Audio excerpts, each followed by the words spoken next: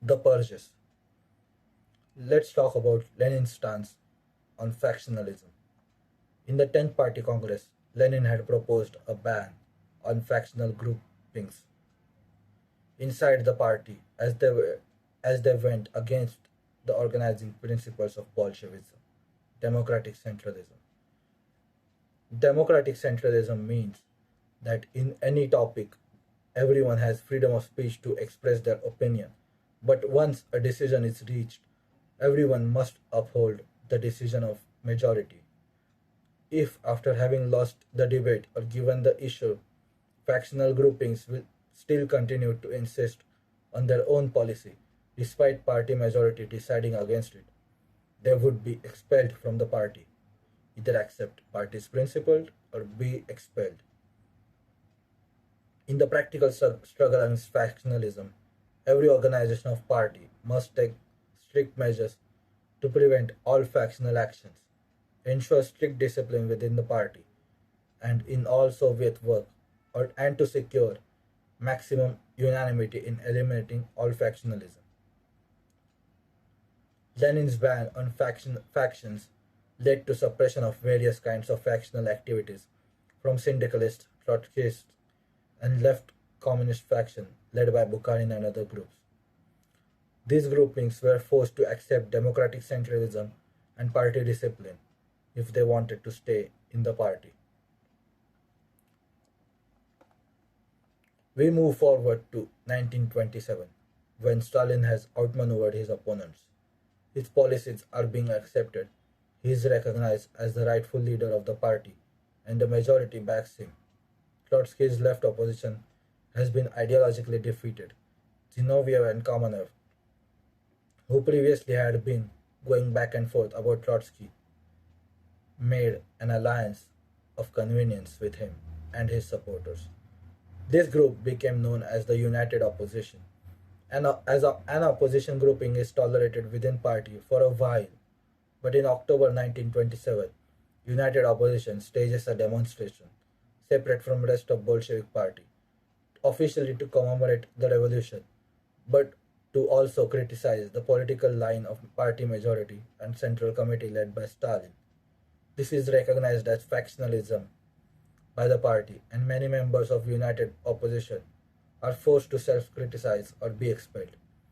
Zinoviev and Kamenev capitulate and are allowed to stay. Trotsky refuses and is expelled.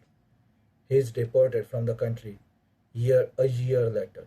In exile, Trotsky begins to write books and articles against the Soviet Union's current leadership. He accuses the Soviet government of various wrongdoings and claims that he himself should have become the leader. So what is the evidence of Trotsky's block? In 1980, preeminent Trotskyist researcher Pierre Brouet was granted access to Harvard Trotsky archives. There he made a startling discovery. Among the other documents, he found items of correspondence between Trotsky, his son Leon Sedov, and Trotsky's secretary Van Higenort. In this correspondence, Brouet found that Trotsky and his allies were discussing first the formation and then running a secret organization inside the Soviet Union. This corroborated the Soviet accusation, at least to some degree. More shocking to devoted Trotskyists like Brouet was that Trotsky and Sedov had lied to all their supporters, and indeed the entire world. The opposition bloc of Trotskyists was entirely real, not a Stalinist invention. It was then discovered that the Harvard Trotsky archive had been purged, items had been removed. This was a closed archive, meaning only certain Trotskyist researchers had been previously given access, mainly Isaac Dusher, a famous Trotskyist who wrote a massive biography on Trotsky's life.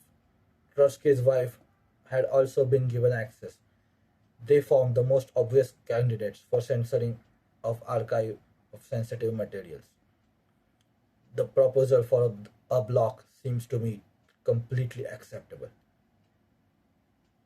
But if The materials left in the archive proved at least a part of allegations at Moscow trial. Then what about missing materials? Trotsky, his son, and his secretary vehemently denied existence of the blog, claiming it to be a Stalinist lie. Trotsky's secretary never mentioned it in his memoirs written well after Trotsky's death.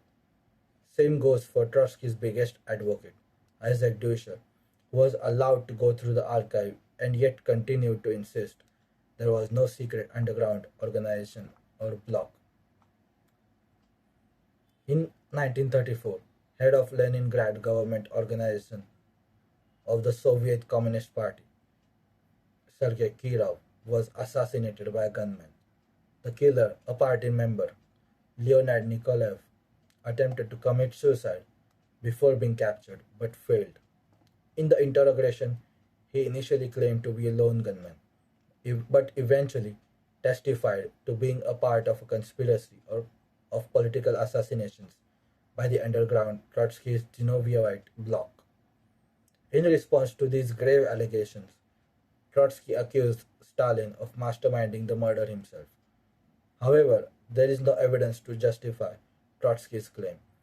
Both Khrushchevite de-Stalinization and Gorbachev's glasnost era policy attempt to compile evidence that Stalin killed Kirov, but nothing was found.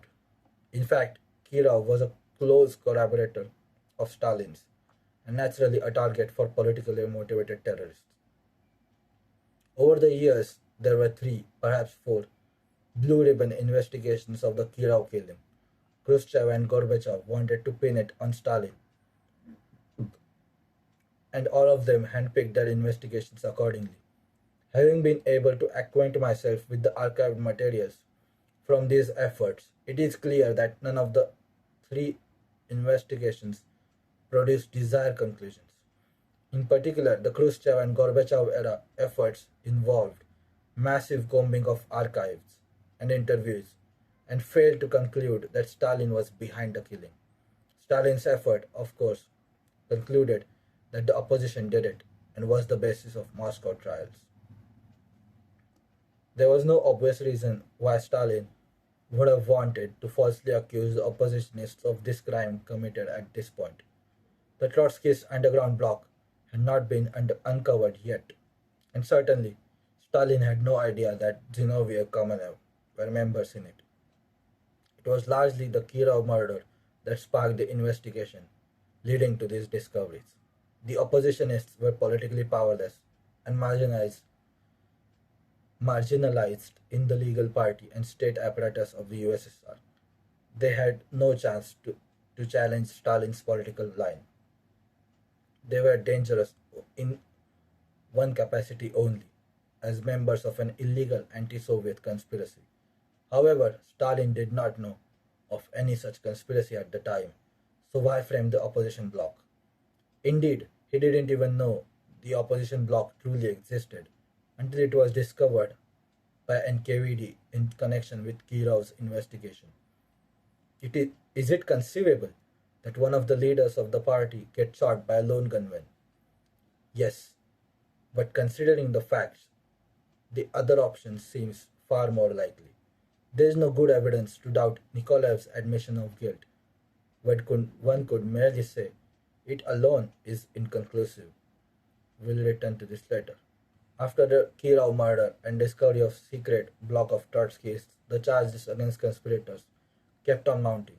Zinoviev and Kamenev were among the first to be tried, already arrested in connection with Kirov murder.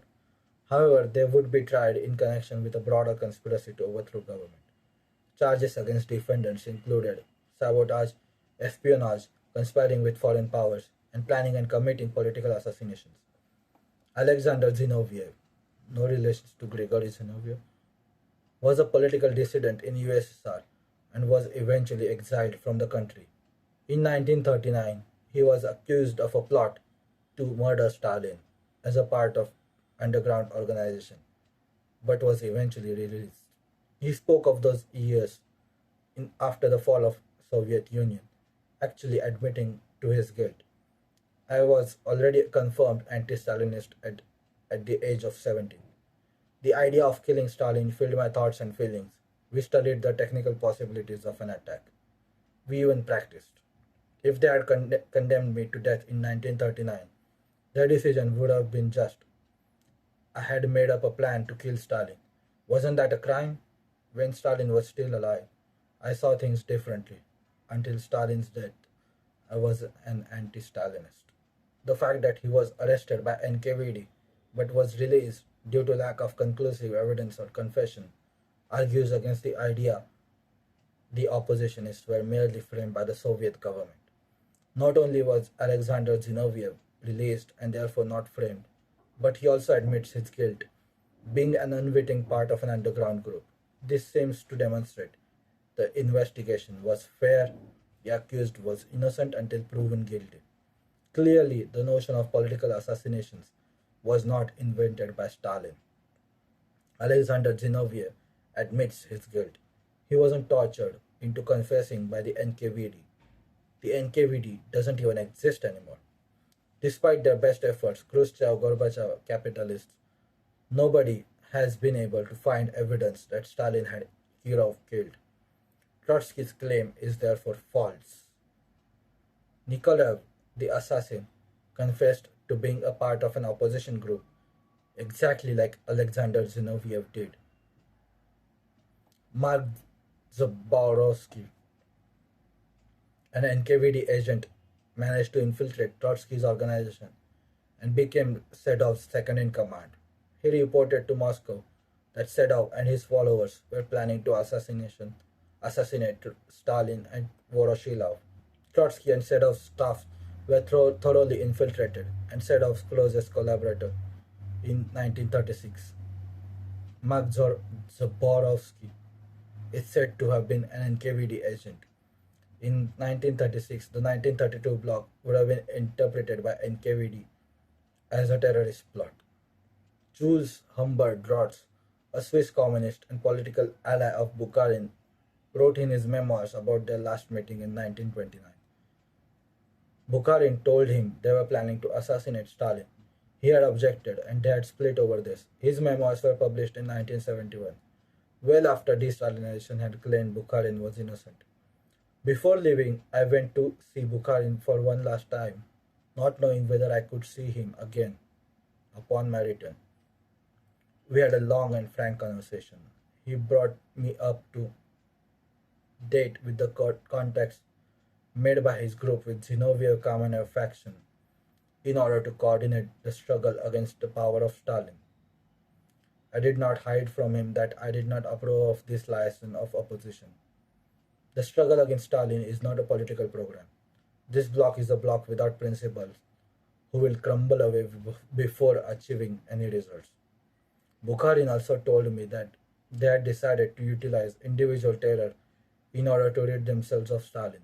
And on this point, as well, I expressed my reservation. Bukharin doubtlessly had understood that I would not bind myself blindly to his faction, whose sole program was to make Stalin disappear. This was our last meeting.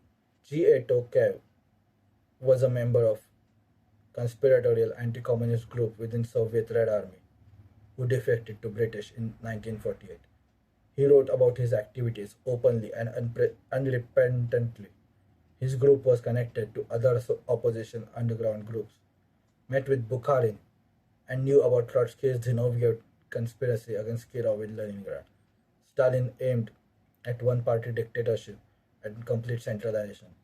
Bukharin envisaged several parties and even nationalist parties, stood for maximum of decentralization.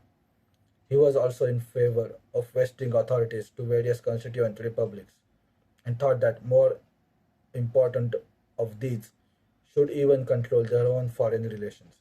By 1936, Bukharin was approaching the social democratic standpoint of left-wing socialists of the West. Bukharin wanted us to act with greater determination. We were to snatch the initiative from hands of Stalin, Molotov, Kirov, triumvirate. Tokayev unrepentantly said that Kirov brought the assassination upon himself by his work against the Zinovievists in Leningrad and purging the party of right-wingers. The principal initiators of 1933 purge were Stalin and Kirov, and of the two, Kirov was more responsible. He had already tried out purging in his own sphere in Leningrad. Indeed, this is what cost him in his life.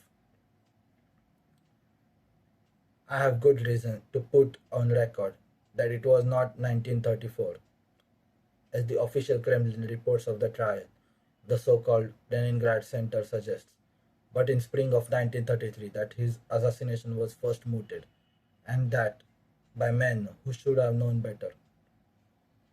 It was not remarkable that oppositionists of Leningrad fastened their hatred on him.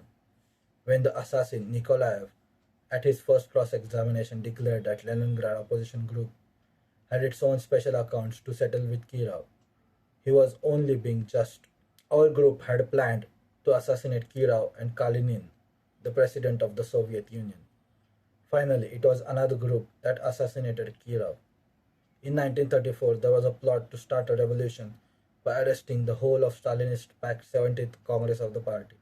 A comrade from the group, Klaya Yeryomenko, proposed in mid-1936 to kill Stalin.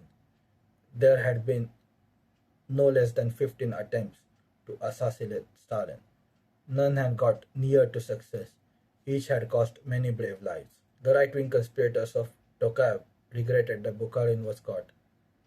The Trotskyist Radek gave himself up and confessed to NKVD. Radek provided the culminating evidence on which Bukharin was arrested, tried and shot. We had known of Radek's treachery at least a fortnight before Bukharin's arrest on October 16, 1936, and we tried to save Bukharin. Inside the Soviet Union, there exists a Trotskyist Zinoviev underground conspiring to overthrow the Soviet government. This was discovered by NKVD. Naturally, everyone knew there were ex-Trotskyists, opposition groups, and other similar forces in the country. However, this new group was different. It was an illegal conspiratorial bloc, not a political opposition. Also shocking that old opposition leaders like Zinoviev Kamenev were amongst its leaders, together with ex-Trotskyists like Smirnov. Indeed, these ex-Trotskyists were in reality still Trotskyists, only secretly. Trotsky continued to claim that he had no agreement with the oppositions and had no contact with them since 1927. This turned out to be false. The bloc itself was in routine contact with Trotsky. Much of the NKVD investigative material are still classified in Russia, so we do not know all the evidence they had. We have some of the testimonies describing the Trotskyist blocs in its contact with Trotsky and naming some of its members, which are confirmed by material from Harvard Trotsky archives. Zinoviev, Kamenev, Smirnov, and others were directly named as members of the conspiratorial bloc in Trotsky's correspondence discovered by Trotsky's historian Pierre Brouet. Radek and Sokolnikov were named in the mailing receipts of Trotsky's correspondence, which were discovered in Trotsky archive by Getty. The actual letters had been removed from the archive by a person or persons unknown before it was open to researchers. The left opposition was always an intransigent opponent of behind-the-scenes combinations and agreement. For it, the question of a bloc could only consist of an open political act in full view of masses based on its political platform. The history of 13-year struggle of left opposition is proof of that. Brouet commented on Sedov's passage. This text, written right after first Moscow trial, stands in complete contradiction to 1932 document in secret ink instead of handwriting, and that attests to the existence of bloc and of the negotiations he was carrying with Trotskyists and in the USSR, with Trotsky's later approving formation of the bloc as an alliance, not a unification, with comments from Trotsky. On July 11, 1926, during violent debates that took place before collectivization, Bukharin held a clandestine meeting with Kamenev. He stated that he was ready to give up Stalin for Kamenev and Zinoviev and hoped for a bloc to remove Stalin. In his confession, Bukharin said the trio became an illegal counter-revolutionary organization. Close to this illegal center was Yenukitsk, who had contact with this center right through Tromsky, who had contact with this center through Tomsky. About the autumn of 1932, next stage in the development of right organization began, namely the transition of tactics of a forcible overthrow of Soviet power. Terrorism steering a course for direct alliance with Trotskyists. Around this time, the idea of palace coup was maturing in right circles. This was when a political bloc with Kamenev and Zinoviev originated. In this period, we had meetings with Syriza, with Lominets. In the summer of 1932, Pyatkov told me of his meeting with Sedov concerning Trotsky's policy of terrorism. We can be certain Bukharin spoke fairly and accurately, even evidence outside Soviet Union archives corroborated. Zinoviev, Kamenev, etc. were named in Trotsky's letters, which were discovered in 1980. Yanukovych is confirmed as a member of right-wing conspiracy, also by Tokayev. You are wrong to tie the fate of your country to countries which are old and finished, such as France and Britain. We ought to turn towards New Germany. Germany will assume the leading position on the continent of Europe. Pro-German statements made by Tukhachevsky in Western European countries during his trip to Britain became known in France and Czechoslovakia. The information that such an important figure as Tukhachevsky took a pro-German stance caused a grave concern in Paris and Prague. Two governments notified the Soviet government about Tukhachevsky's statements. The Moscow press announced that the accused generals had been in pay of Hitler and agreed to help him get the Ukraine. This charge was fairly widely believed in foreign military circles and was later substantiated by revelations made abroad. Czech military circles seemed to be especially well informed. Czech officials in Prague bragged to me later that their military men had been the first to discover and to complain to Moscow that Czech military secrets, known to the Russians through the Mutual Aid Alliance, were revealed by Tukhachevsky to the German High Command. People of the French Deuxième Bureau told me long ago that Tukhachevsky was pro-German, and the Czechs told me extraordinary story of Tukhachevsky's visit to Prague. When towards the end of the banquet he had gotten rather drunk, he blurted out that an agreement with Hitler was the only hope for both Czechoslovakia and Russia. And he then proceeded to abuse Stalin. The Czechs did not fail to report this to the Kremlin, and that was the end of Tukhachevsky and so many of its followers. The NKVD discovered a network of traitors inside the Soviet Red Army centered around Marshal Tukhachevsky. In his letter, Marshal Budyani describes the interrogation of one of the members of the military conspiracy. Primakov very stubbornly denied that he led a terrorist group consisting of Schmidt, Kuzmichev, and others against Comrade Voroshilov.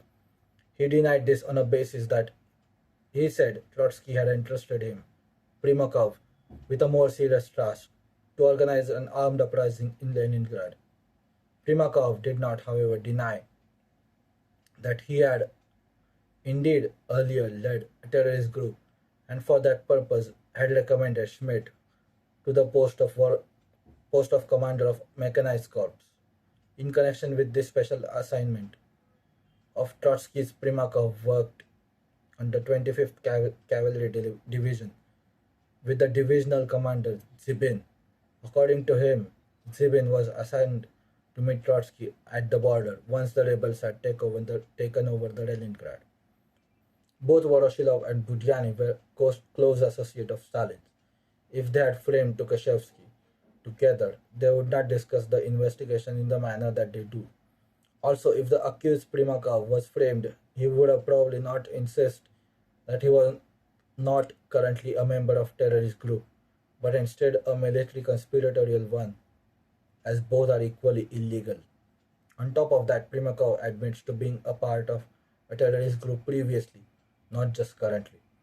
This lends credibility to his testimony. Both the investigative materials and Budyani's letter were never intended for publication and didn't come out until decades later, so lying in them would be pointless. In this connection, the Schwernik report should be mentioned. It was a report compiled by Khrushchev-era commission whose goal was to gather material that could be used to disprove the guilt of Tukhachevsky, to prove that Stalin had framed him. Unfortunately for Khrushchev, the commission had failed to find such evidence, but instead found further evidence of a Tukhachevsky's guilt. Among some of the materials discussed in the Schwernik report is a telegram from Japanese military attaché to his superior in Japan, testifying to secret contact with a representative of Marshal Tukhachevsky, corroborating the Moscow trial testimony. The Schwernik report went unpublished at the time as it didn't achieve what Khrushchev wanted it. The notion that there could have been a military conspiracy is deemed unbelievable by Trotskyists and anti-communists. They dismissed evidence against Tukhachevsky and said his testimony cannot be trusted.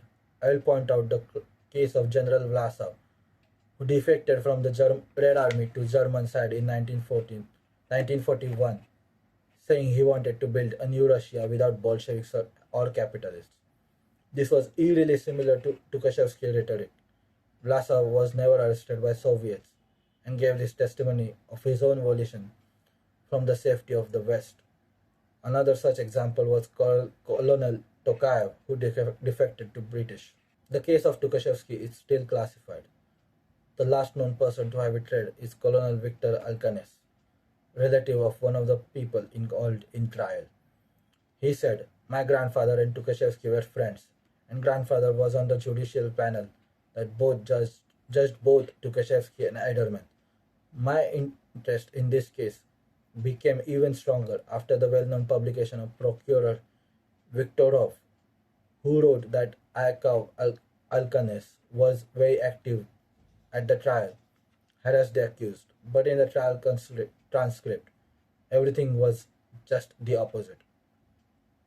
Grandfather only asked 2 or 3 questions during the trial. But the strangest thing is the behavior of the accused. Newspaper accounts claim that all defendants denied their guilt completely, but according to the transcript, they fully admitted the guilt. I realize that admission of guilt itself can be the result of torture, but in transcript, it was something else entirely.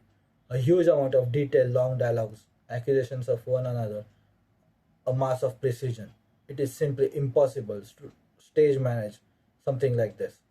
I know nothing about the nature of conspiracy, but of the fact there really exists a conspiracy within the Red Army, and that Tukhachevsky participated in it.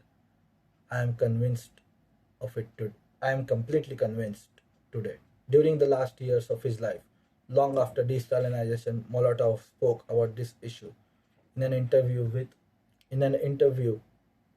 with Felix Chue, published in 1993 as Molotov remembers. The Khrushchev government had made de-Stalinization policy official. Similarly, in the Gorbachev years, it was political suicide to oppose the anti-Stalin line. However, Molotov did so anyway. He testified to the accuracy of trial findings. The right wing already had a channel to Hitler even before this. Trotsky was definitely connected him, that's beyond any doubt. Many of the ranking military officers were also involved, that goes without saying. He was accused of being German agent, Molotov. He hurried with the plans for a coup. Both Krestinsky and Rosengoltz testified to that. It makes sense. He feared that he was at that point of being arrested and he could no longer put things off. And there was no one else he could rely on except the Germans. The sequence of events is plausible. I consider Tukhachevsky a most dangerous conspirator in the military who was caught only at the last minute. Had he not been apprehended, the consequences could have been catastrophic. He was most popular in the army. Did everyone who was charged or executed take part in conspiracy hatched by Tukhachevsky? Some were certainly involved, but as to whether Tukhachevsky and his group in the military were connected with Trotskyists and rightists and were preparing for a coup, there is no doubt. Is it really likely that Molotov was lying? For what possible reasons? To defend himself? Surely not. These kind of statements not only made against the Western narrative, but also against Gorbachev narrative. Some will portray Molotov as a careerist, hopeless yes man who agreed to all of Stalin's proposals merely to stay in power. But here he was attesting to the correctness of their policy, even though he had nothing to gain from doing so. Quite the opposite. Obviously, he must have believed he was telling the truth, and he chose to tell it, even it meant trouble for him. Chuev also interviewed Kaganovich, and it was published in 1992. Kaganovich corroborated with Molotov's statement. Here is what he said. Sure. Perhaps there was misreporting in the organs of NKVD. Kaganovich. Exactly. This is what I would like to tell you. Was it possible to check every detail? This was indeed a most complicated question. Where we were sure of the person's innocence, we defended him. In fact, I also went by this principle. It was only 20 years after the revolution after all. White officers, Kulak and Nepman were all alive. Sure. Do you think there could have been a counter-revolutionary sabotage in 1930s? Kaganovich. Of course, there was such a threat. Not only this, there were also instances of terrorism. The fifth column was at our doorstep. Without destroying them, we could not have won the war. The Germans would have beaten us to pulp. The one other point is worth mentioning. Tukhachevsky's guilt is heavily implied by documents from the German Foreign Office discovered by historian Frederick Carsten in 70s. However, Carsten himself proposed the theory that documents were the result of an attempt by the SS to frame Tukhachevsky, presumably to weaken the USSR and cause destabilization. But if he was framed by the SS, it means Soviets didn't deliberately frame him, but merely wrongly believed him guilty. Carsten's findings disprove the notion of Stalin framing Tukhachevsky. The marshal was framed by the Germany or was actually guilty. Some critics have claimed the scarcity of documents from German archives as a proof of the Tukhachevsky conspiracy that is wasn't real. This is a mistake in logic. In any case, even these few documents only emerged in 1974, well after Hitler's regime had collapsed. The scarcity of the German documents prove very little, and the documents we have argue in favor of Marshall's guilt. And yet, even if one dismisses all the Soviet evidence and then dismisses the German evidence, we still have compatible and corroborative evidence from Japan, Czechoslovakia, and other sources. After the discovery of Trotsky's Genoviev plot, Nadzhedna Krupskaya, Lenin's wife, an old Bolshevik and a revolutionary in her own right, wrote about the subject. Trotsky is now standing on path of organizing terrorist acts against Stalin, Voroshilov, and other members of Politburo, who are helping the masses to build socialism. It is not a matter of chance, therefore, that the unprincipled bloc of Kamenev and Zinoviev, together with Trotsky, have pushed them from one step to another into deep abyss of an unheard betrayal of Lenin's work of the masses, the ideals of socialism.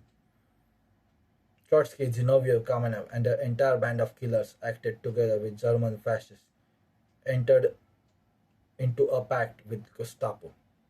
These were grave charges indeed.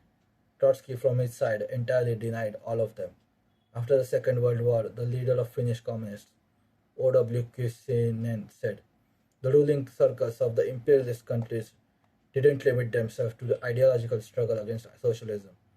Alongside it, they engaged in provocational attacks against the Soviet Union and organized treacherous sabotage and wrecking activity, which was carried out in the production facilities of the Soviet Union by bourgeoisie experts, Trotskyists, Zinovievites, Bukharinists, and nationalists." The diary of Georgy Dimitrov, supporter of Stalin and head of Comintern after 1935, was published in 2003.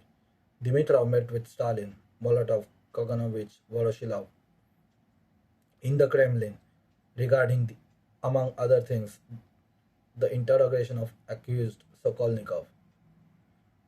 Stalin, Molotov, Kaganovich, Voroshilov, exchange of opinions of Chinese events, French question. Interrogation of Sokolnikov, 12th December 1936. Question.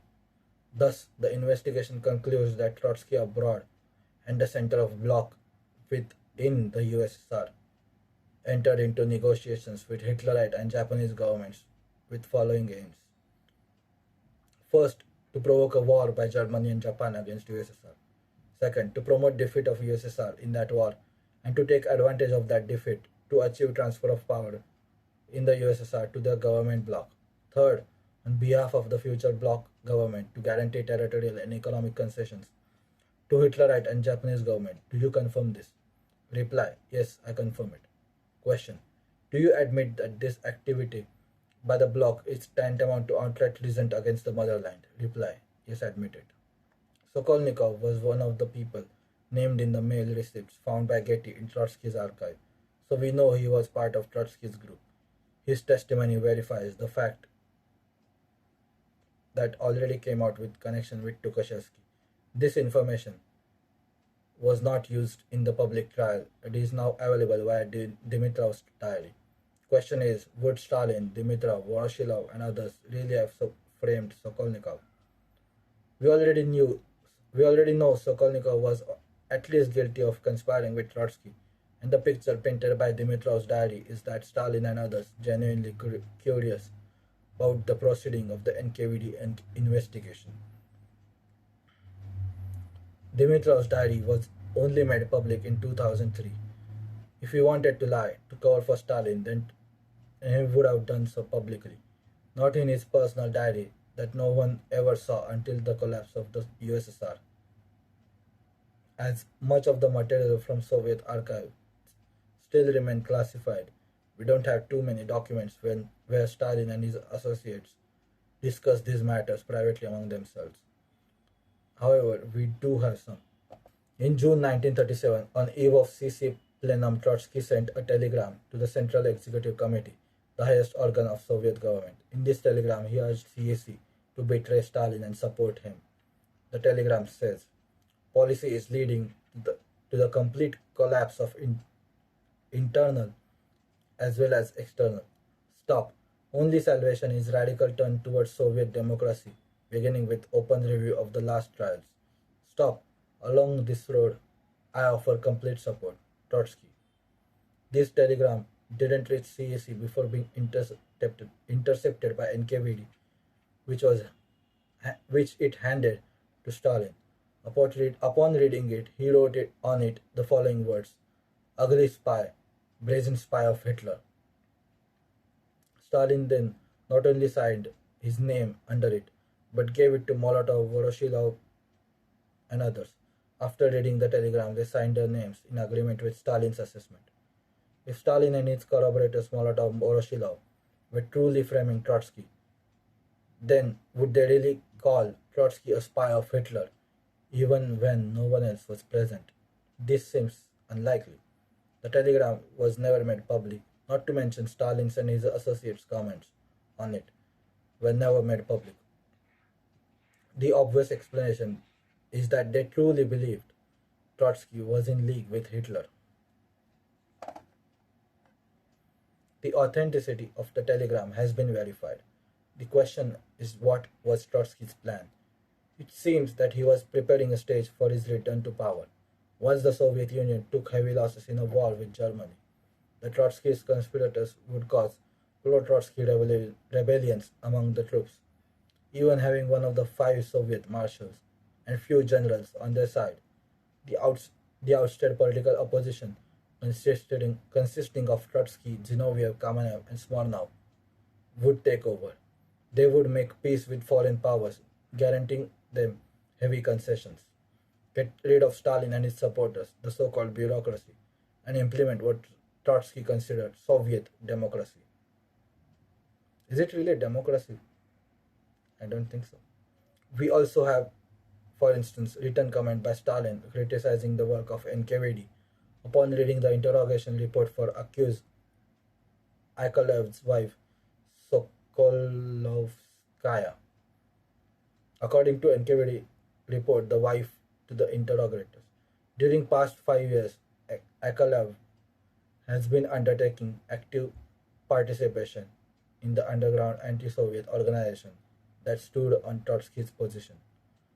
To which Stalin remarked, "What's important is not Akolev's and Sokolovskaya's past activity, but their sabotage and espionage work during the past year and recent months of 1937. We also need to know why the both of these scoundrels were going abroad almost every year. Once again, if Stalin and KVD were framing them, if if they knew the accused were really innocent but being framed, would they behave like this?" Stalin sounds genuinely interested about the activities of the accused. Not to mention, this comment made by Stalin was never made public either. He was not acting for an audience. A further document of Stalin's comments to NKVD regarding Akolev, Akovlev contained the following handwritten points by Stalin. Did he know about Vareki's services with the Tsarist secret police? His opinion about Mikhailov from Voronezh and his participation in the CR. His contact with Trotsky. Did he see him personally in 1935 or in 34? How did he want to use MOPR? Whom in MOPR did he make use of?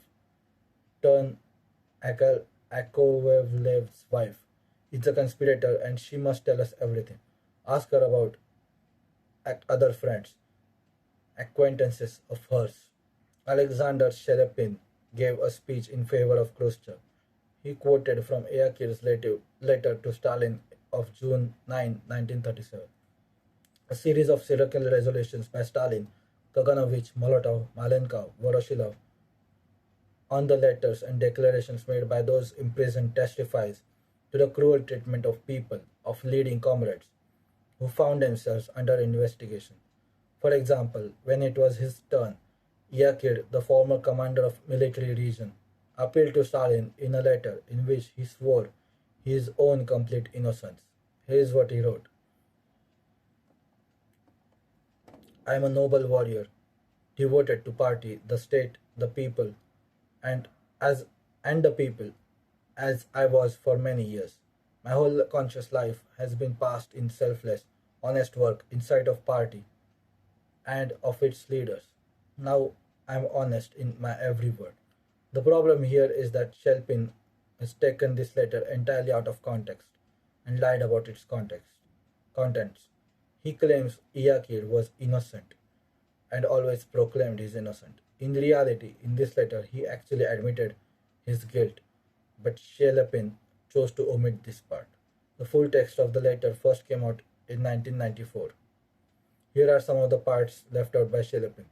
Dear close comrade Stalin, I dare address you in this manner because I have said everything, given everything up, and it seems to me that I am a noble warrior devoted to the party.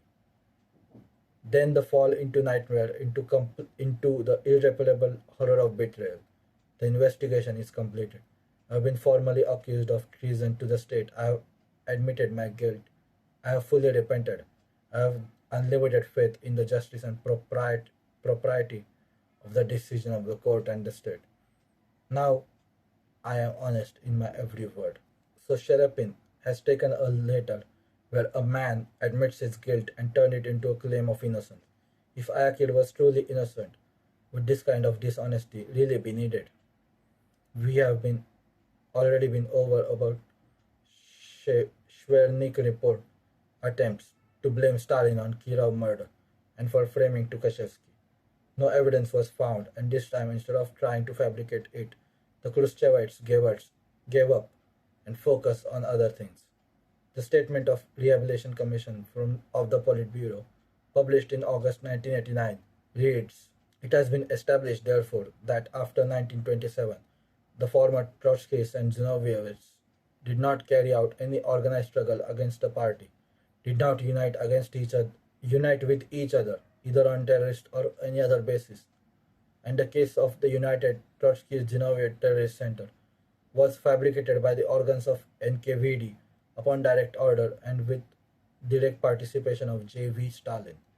It is quite strange situation when Gorbachevites, supposed communists, are more anti-communist in their statements than Western historians. Although Trotsky later denied that he had any communications with former followers in the USSR since his exile in 1929, it is clear that he did. In the first 3 months of 1932, he sent out secret letters to former oppositionists Radek Sokolnikov and others. Although the contents of these letters are unknown, it seems reasonable to believe they involved an attempt to persuade the addressees to return to opposition. Sometimes in October of 1932, E.S. Goldsman, a Soviet official and former Trotskyist, met Sadov in Berlin and gave him an international memorandum on Soviet economic output. This memorandum was published in the Bulletin the following month under the title The Economic Situation of the Soviet Union. It seems, though, Goldsman brought Sadov something else, a proposal from left oppositionists in USSR for formation of a united opposition bloc. The proposed bloc was to include Trotskyists, Zinovievics, members of Lenin's group, and others. Proposal came from Kolokownikov, the code name of Ivan Smirnov. Western historians admit this, but Gorbachevite government denies it. Of course, we know Gorbachev was an anti-communist himself. My ambition was to liquidate communism. My ideal is the path of social democracy. The Gorbachevite Rehabilitation The Gorbachevite Rehabilitation Committee also denied the terrorist character of this bloc, which they claimed didn't even exist, despite the fact that even non-Soviet sources testified to it. Molotov also spoke about those phony rehabilitations in his interview with Chuve published in 1993. Molotov. Take Tukhachevsky for example. On what grounds was he rehabilitated? Did you read the records of the trial of the right-wing and Trotskyist bloc in 1938? Bukharin, Krestinsky, Rosengoltz, and others were on trial then. They stated flat out in June 1937 Tukhachevsky pressed for a coup. People who have not read the record go on to say the testimony was given under duress from Chekists. But I say, had we not made those swooping arrests in 1930, we would have suffered even greater losses in the war. It was not politically advantageous for Molotov to say these things. He supported Stalin and continued to defend his legacy against lies and slander, even though Gorbachevite and Khrushchevite governments didn't look kindly on it. He had nothing to gain for these statements except for the knowledge he was speaking the truth. So we have this popular narrative that Stalin was paranoid and purged many people, that he used the opportunity of murder of Kirov to create an environment of terror to tighten his grip on power. But there is evidence that many popular historians choose to ignore about Trotskyist activities inside the Soviet Union, going against Lenin's, not Stalin's, but Lenin's stance against factionalism. Stalin was paranoid because conspiracy was true. The Western intellectuals believed lies of Trotsky. The capitalists could use Trotsky to completely discredit the Soviet Union. The communists could use Trotsky as an excuse for the horrors of Stalinism, saying it wasn't real communism. But they also believed USSR was a workers' paradise after Stalin. It is easier to fall into good guy, bad guy narrative that Trotsky was an idealist and Stalin was a gangster psychopath who destroyed the revolution. The reality is that Trotsky was just as psychopathic as Joseph Stalin, and Stalin was just as idealistic as Trotsky. There was a Machiavellian power struggle between many Bolsheviks after the death of Lenin, and Stalin won that power struggle.